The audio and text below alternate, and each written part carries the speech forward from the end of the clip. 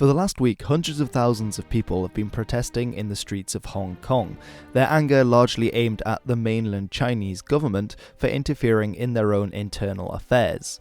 There were black flags that were raised with the Hong Kong emblem, as well as even the old British colonial flag of Hong Kong. British Foreign Minister Jeremy Hunt backed the protesters and said the Chinese government should follow the agreement that it reached with the United Kingdom in 1997, which got him a lot of backlash from the Chinese, who said that he should stay out of China's internal affairs. So, how did this all come about? Why are people in Hong Kong protesting, and why are the British getting involved? Hong Kong and the rest of mainland China are today rather different places, and this comes largely because of the fact that Hong Kong was a British colony, at least until 1997, when the British and the Chinese reached an agreement and the colony was given back to China. This agreement was reached, however, under the proviso that it would be one country, but that there would be two systems. So while Hong Kong would be part of China, it would only be responsible for its defensive and its foreign policy, whereas the people of Hong Kong themselves would look after their own internal affairs, at least for the next 50 years after 1997, which runs out in 2047, so in 28 years' time. However, what happens after that point, when they stop being very autonomous as a part of China, is very much a mystery, and a lot of that anxiety is coming up at the moment. To show you what this looks like, the people of Hong Kong have several rights that the rest of the Chinese population don't have. For example, they have the right to freedom of speech, the right to vote, and also the right to freedom of assembly. Culturally too, many Hong Kongers feel different to the Chinese. Out of the population, only around 15% actively view themselves as being Chinese, a figure which is much lower in the category of 18 to 29, while people who view themselves as solely being from Hong Kong, so a Hong Konger, is right up at 53% and rising, and has been rising for the last decades. In 2003, these rights first came under attack with the Hong Kong Basic Law Article 23, which would limit freedom of speech, and many Hong Kongers saw this as the first step of the Chinese mainland government to already imposing its will and authority over the people of Hong Kong, many years before they were meant to be allowed to do that in 2047. Many of the recent protests have been directed against Carrie Lam, who is the chief executive of Hong Kong, but many see her as being simply a puppet for the Chinese government. Now, the body that enacts laws in Hong Kong should be independent from China, as stated in the agreement with the British in 1984. And this is called the Legislative Committee, shortened to LegCo a lot of the time, and this is the building that was stormed recently during several of the protests, quite famous images coming from that. But even here we can see China undermining Hong Kong's democracy. Now, within the LegCo there are 70 seats, and out of these 70, only 40 are actually chosen by Hong Kong's electorate. So while a lot of the time, a lot more of the pro-democracy parties than the pro-Chinese parties in Hong Kong get many more votes, that doesn't actually translate to them having more of a say and more power in the Legislative Committee. And actually the other 30 of the votes are made by business of the various areas in Hong Kong. And what this equates to, of course, is that businessmen have a vested interest in keeping a good relationship with China because it's good for business, and so they are far more likely to vote pro-Chinese.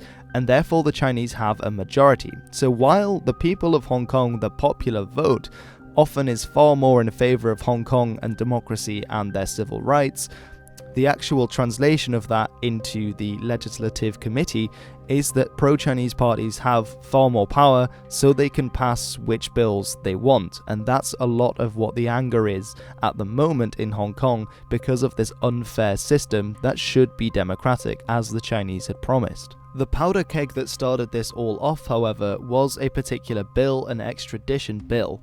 Now, in 2018, a couple from Hong Kong went to Taiwan on holiday, and a week later, only one of them returned. And it was a year later that he then confessed to having murdered his girlfriend in Taiwan. Now, normally what happens is that because the crime was committed in Taiwan, then that the person in Hong Kong who had confessed, the person who'd done the act, would be extradited to Taiwan to be judged by Taiwanese courts.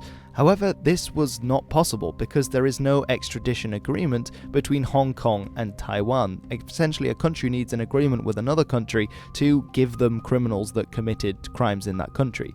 For example, this is so that you don't end up sending a person to stand trial in a country that is incredibly corrupt and will probably give them the death penalty. And there is no such agreement between Hong Kong and Taiwan. And essentially what this extradition bill would do is to create such an agreement that they would be able to send people who committed crimes in Taiwan from Hong Kong to that country and vice versa. However, the trouble comes with the fact that this would also allow people from Hong Kong to be tried in mainland China. And this is what I'm talking about with extradition, that countries do this to stop people being tried in unfair courts, because China's courts are rather famous for not being the most, how to put this democratically? Let's just say it's deeply unfair and incredibly biased towards the state. So people in Hong Kong are worried that the Chinese government, just as they do with people throughout China who protest and speak out against the government, like in areas of Tibet and with the Uyghur and, throughout China who speak up, that they will be falsely trialed and then put into prison and essentially disappear, as has already happened to several bookkeepers who sold anti-Chinese government books in Hong Kong. And so people in Hong Kong don't want this to be a possibility because they see that the Chinese courts aren't fair and they don't wish to be tried by them. And this agreement, this extradition bill, would allow people from Hong Kong to be tried in mainland Chinese courts, so it would give China a huge amount of power in Hong Kong. So essentially it boils down to a power play between the mainland Chinese government trying to extend its power and control into Hong Kong and the people of Hong Kong who still wish that autonomy and that level to be able to maintain their civil rights and their freedoms that they have at the moment. But either way, it's hard to see how in 2047, when the one country, two systems solution runs out, how they're going to resolve this between the two, because there are clearly great differences and the people of Hong Kong clearly love having their rights and their freedoms, whereas the People's Republic of China is very bent on getting them to bend the knee and to be fully incorporated in China with all its censorship and all its laws and all of its crackdown on personal and political freedoms. Alright everyone, so thank you very much for watching. I hope this is Excuse me.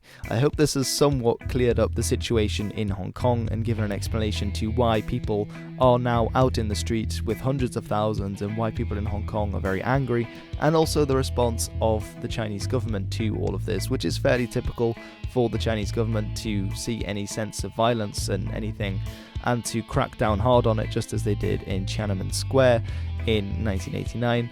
So I guess we will see how this plays out. I hope the people of Hong Kong are successful in defending their freedoms, because I think that's a very important thing for people to have those kind of rights.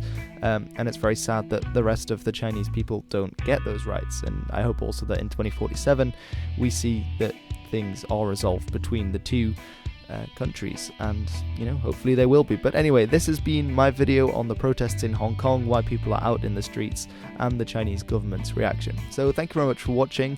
This has been it's not really history. I mean, this is like a week old history, so I hardly feel like I can say this has been the history and I'm Hilbert, but I guess this has been the contemporary politics, and I've of course been Hilbert. So I will see you all again very soon.